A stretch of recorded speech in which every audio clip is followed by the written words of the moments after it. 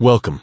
If you've ever wanted to connect with friends or share files using Messenger and noticed the app asking for access to nearby devices, you might be wondering how to enable this feature safely and easily. Today, I'll walk you through the simple steps to allow nearby devices access on Messenger, so you can make the most out of your app experience.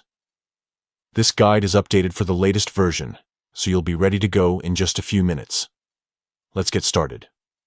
First, unlock your phone and head over to your device's settings. You can usually find the Settings app on your home screen or in your app drawer. It's the one that looks like a gear icon.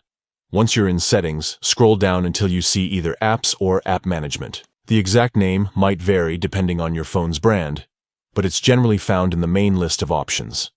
Tap on it to open a list of all the apps installed on your device. Now scroll through your apps until you find Messenger.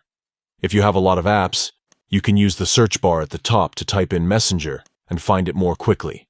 Once you see Messenger in the list, tap on it to open the app's settings. Next, look for the option labeled Permissions.